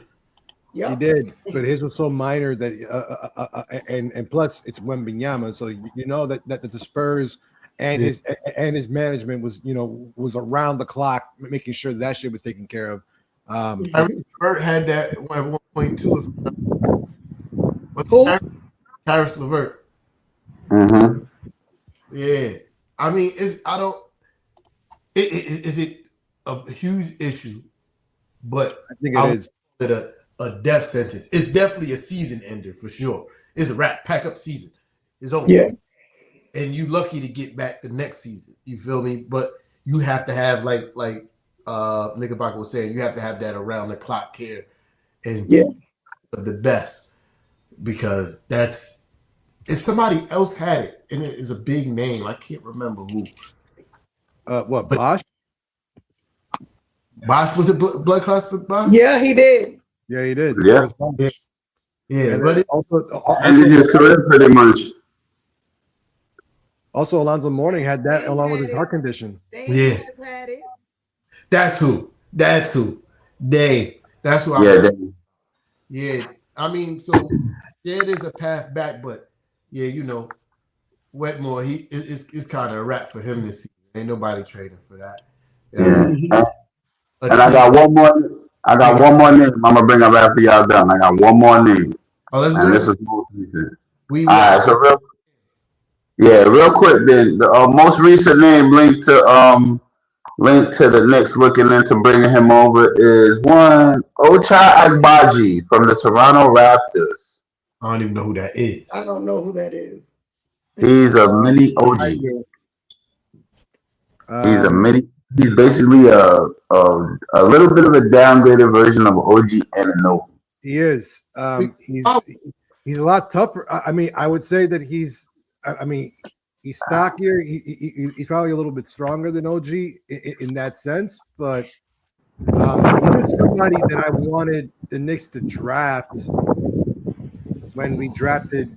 I think it was either Dadier or someone else because he was available, but that didn't happen, and I kind of got over it. You know what I'm saying? He's one of those players that had a pretty good college career. Has some a lot of upside. Just been kind of bouncing around in the NBA. He's kind of he's almost damn near a journeyman if he's not one already. And we have Mo Better, Mo Chatter. Exactly. So it's kind of like why we're trading apples for apples, red ones for green ones. You know what I'm saying? What's the difference? And Mo Better, if I'm not The mistaken, green one tastes better. younger. Your opinion, okay? I like the red ones.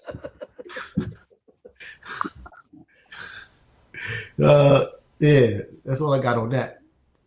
We got I forgot I'm not hosting. Sis, anything else on the agenda?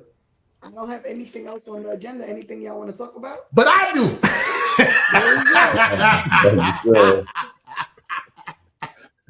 Oh shit. We're gonna do this again. Isaiah Thomas. Hit the button. No, wait. Do we have the clip? Oh Nah, no! Hit the button.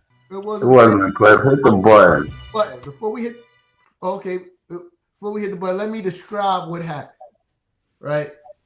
So apparently Isaiah Thomas, in his great GM mind, thinks that the Knicks, in order to be considered a contender or more of a contender or a guaranteed shoe-in contender, whatever kind of phrase he wants, we need to trade for Anthony Davis. The guy that if he sneezed too hard, he's out for 3 to 4 weeks. You feel me? Like, in his great mind, that's what needs to be done. So with that being said, right, making a trade for Anthony Davis, you got to think about it in the context. Like, that means Cat is gone. That means, in the worst case scenario, Jalen Brunson is gone. It's the only way a trade for Anthony Davis happens, right? One of those guys have to go. So in his mind, Cat or JB has to go for Anthony Davis. Now hit the button. Isaiah Thomas. Why in the whole entire fucking world would you think anybody cares what you have to say about how to run a team?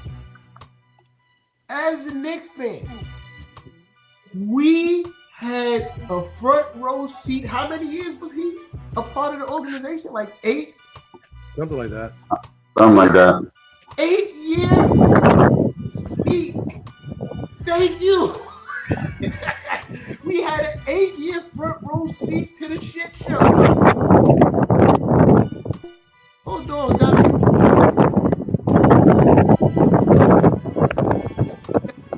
yeah, we had an 8-year front row seat to the shit show.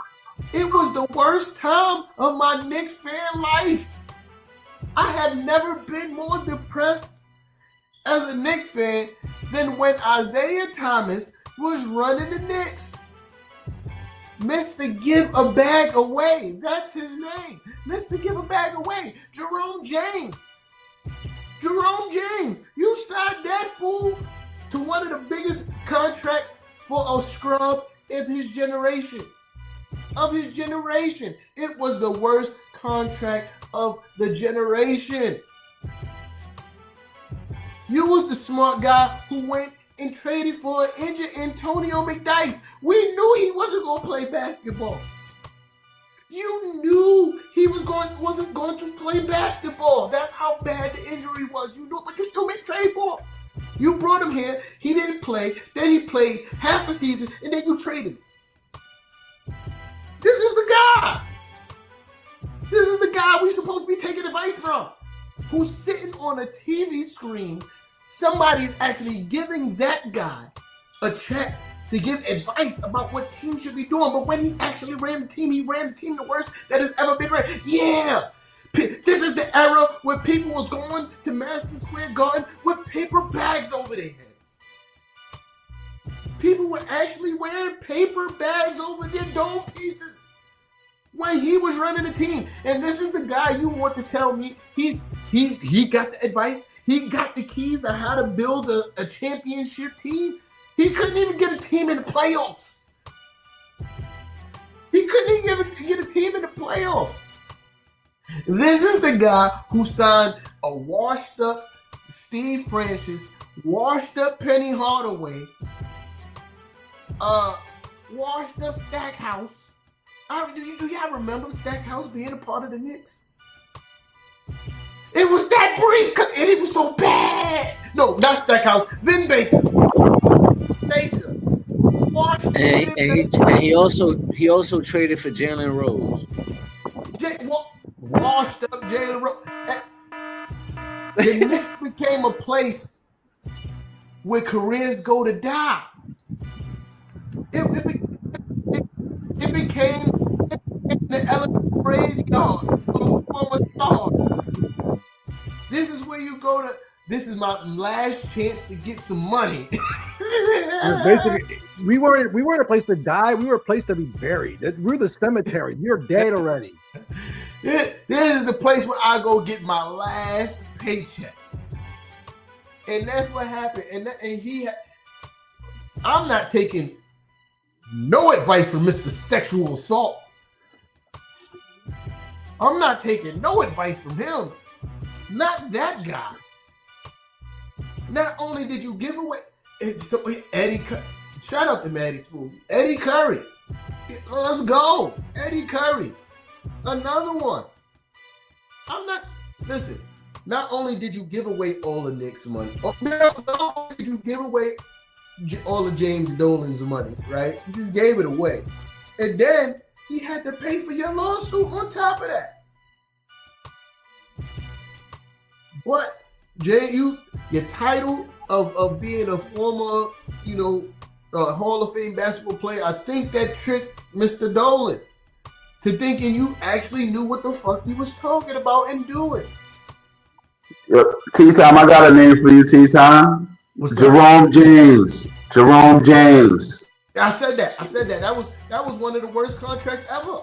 Okay, that was the worst one in history. Yeah, that was one of the worst. That's the worst contract of his generation, easily. Isaiah Thomas. When it comes to the New York Knickerbockers, right? Keep your fucking ideas to yourself. No one over here cares. Not one single person. Look at you. You nasty freak boy. You nasty freak boy. Wait, did we mention Ronaldo Balkman?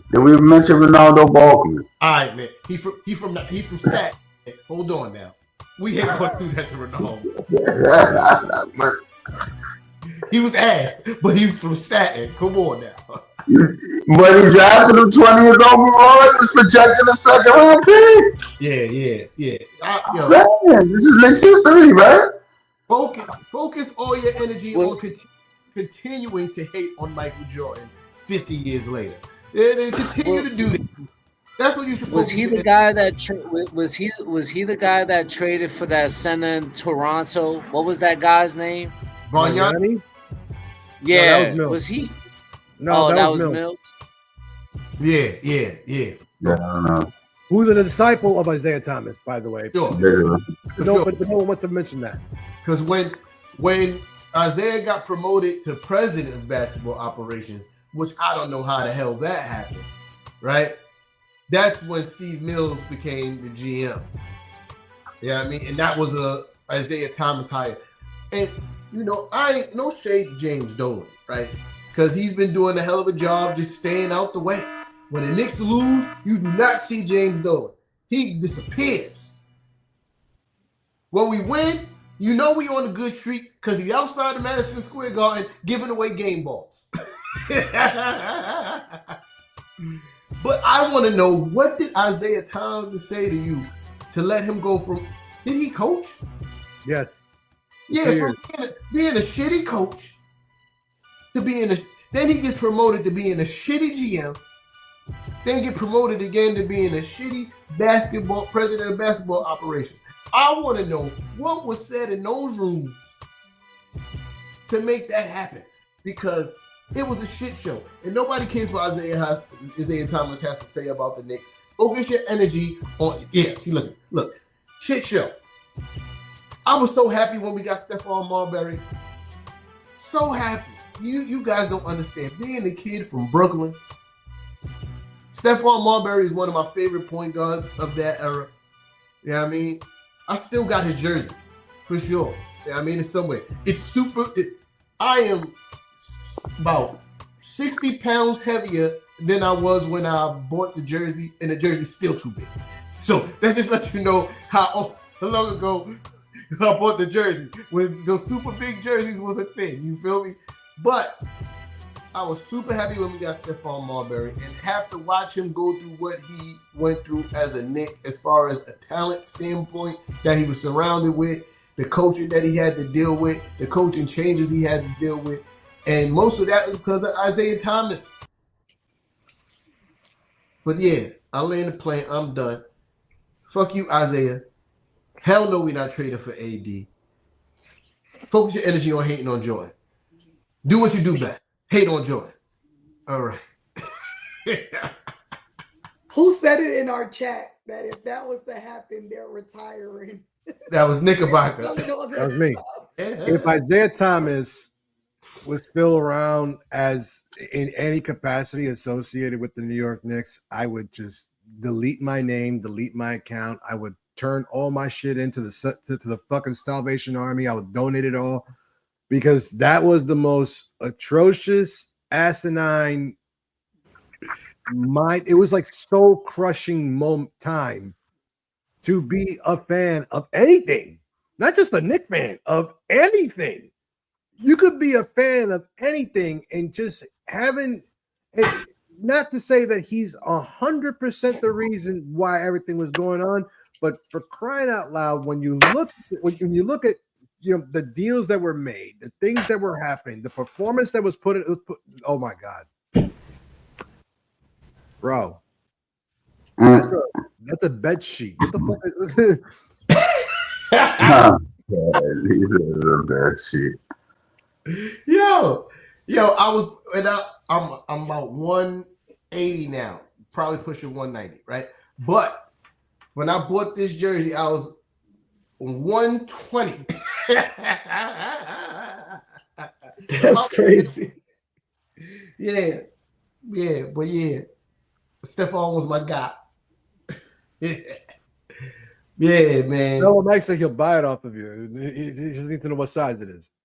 Nah, I'm not selling that jersey. Yes, we don't sell. I don't sell no jerseys, man. I still got my Porzingis jerseys, homie.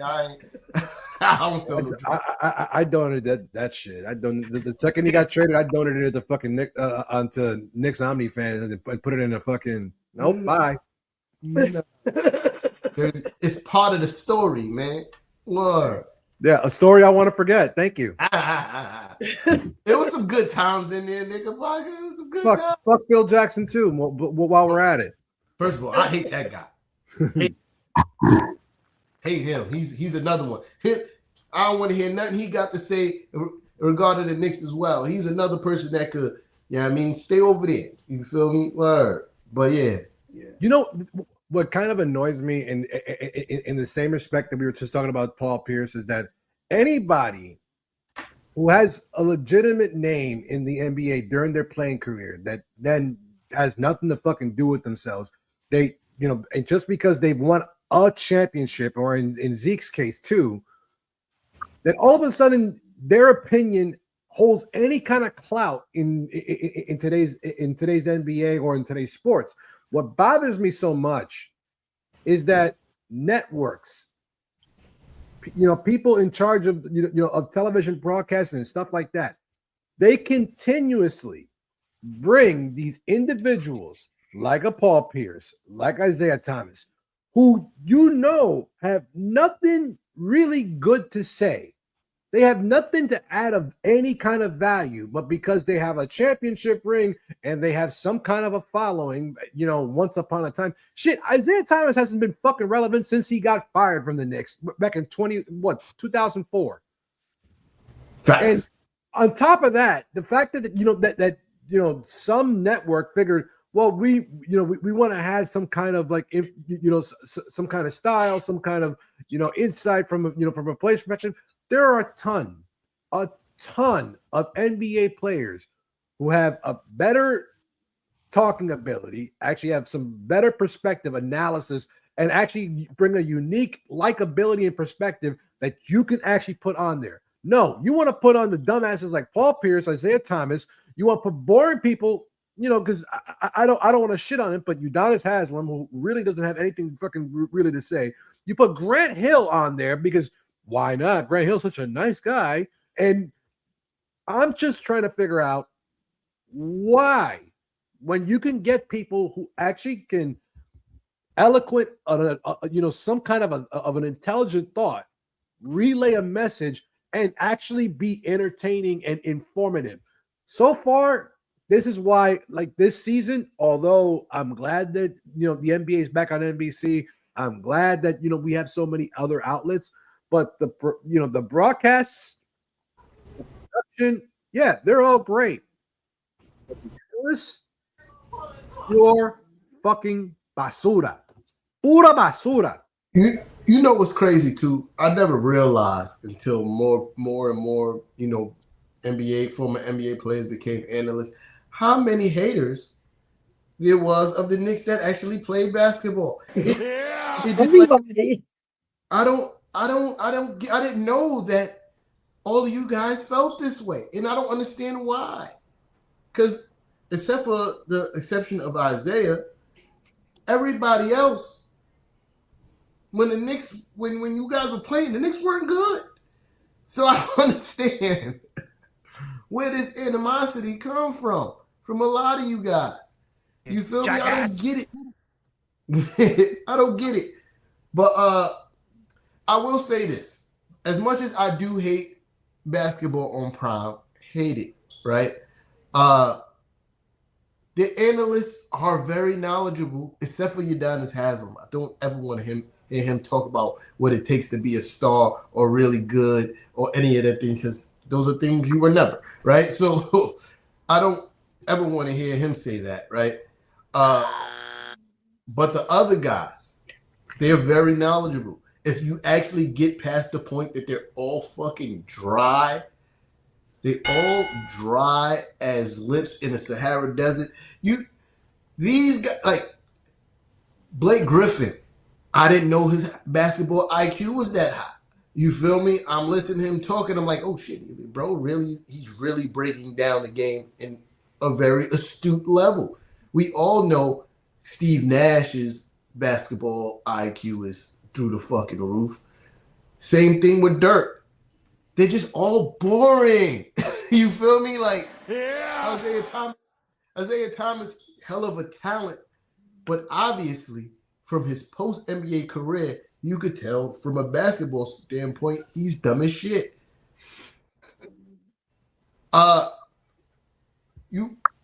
Isaiah still beefing with Magic. Bro, he's still beefing with Jordan too. He still didn't get over not making it to the Dream Team. Bro, you're like 70. Get over it. It was 1992, dude. Bro, get over it, bro. Oh, bro, 1992, I was 7 years. No, not even. I was 6. I was 11. I'm about to be 40, gang. Like, I'm about to be 40. Like, get over it, bro. It's a very long time ago. You seek therapy. Seek therapy. Get over it. Seek therapy, build a bridge, get over it. You feel me? But, yeah, like, I don't want to hear him talk about basketball. Like, the difference between him and someone like Steve Nash was tossed into the fire with the coaching shit. No training to be a coach. No assistant coach experience, nothing. They just gave him the keys, won us a championship. That was wild. And he sucked at it. But we all know he's smart at basketball. But Isaiah Thomas, you got an 8-year window to watch him be dumb. And he was a head coach. He was a head coach at Indiana. Then he went to Toronto. And then then he came to us, was a GM, then promoted to president. Then Dolan eventually said, you know what? You coach the team. And for the last 2 years, that's what happened. He coached the team and he coached the team deeper into a ditch. So, Nigga Pop, can I ask you a question? What's up? All the other coaching destinations, what's the one thing that was in common with Isaiah Thomas and them teams that he coached? I don't know. They were all ass. Well, for the exception of the Indiana Pacers when he was the coach of them, they had Reggie Miller. They had Reggie Miller. So and then they had a young Jalen Rose. You know, when he first got there. But then after that, it was coached that team. I could have coached that team to be good. I could have coached that team blindfolded. Word, I'm not a coach. That team was stacked. You want to know? They also share something else in common. Those Isaiah Thomas teams never won a playoff series. Remember, he never got out of the first round as a head coach. Let's be real about this here, people. And these are the facts, I'm telling you. Isaiah Thomas never got out of the first round as a head coach. Jackass button. Press the jackass button. Thank you. Never got out of the first round as a head coach. So what are we talking about here, y'all? Like, Thomas, man. Fuck yeah. You know we love the phrase once a Knick, always a Knick, but you guys don't realize how many people it don't apply to. All right. And he's plenty. It don't apply to him. It don't apply. They show him on the monitor in the Garden. He's getting booed. Why you think he never go back? He's getting shot. What the fuck are you talking about? They're gonna shoot him right. Oh, Zeke here?